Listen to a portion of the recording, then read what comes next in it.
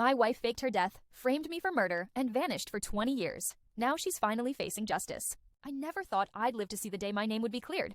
For 2 decades, I walked this earth branded a monster, a murderer, a husband who snapped and killed his wife in cold blood.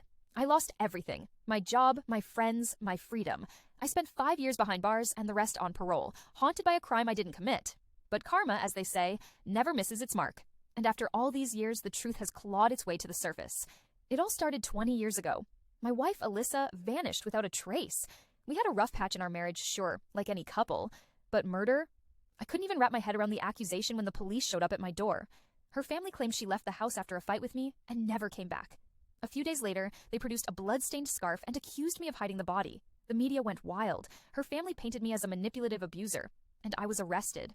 Despite no body, no solid evidence, and no motive beyond he was angry, I was convicted on circumstantial evidence and served 5 years in prison.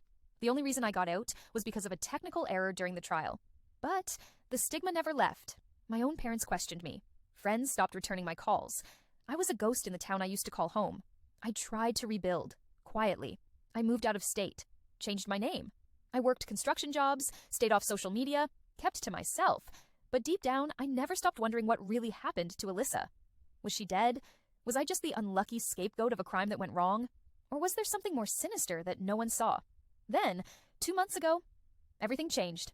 My cousin, who works in real estate, was on a trip to Arizona when he saw someone who looked eerily familiar.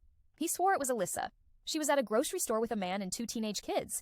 My cousin, who knew the story, took a discreet photo and sent it to me. I almost dropped my phone. It was her. Older, a little heavier, with dyed hair, but unmistakably Alyssa. We contacted a private investigator who followed her for a few weeks. Turns out she was living under a new name, married to a man who used to be her high school boyfriend. Her kids? They weren't adopted. They were hers, born just a few years after she disappeared. She'd been alive the whole time, living comfortably while I rotted in prison. With the help of my lawyer, we went to the authorities. They reopened the case and discovered a trail of deception that made everyone sick.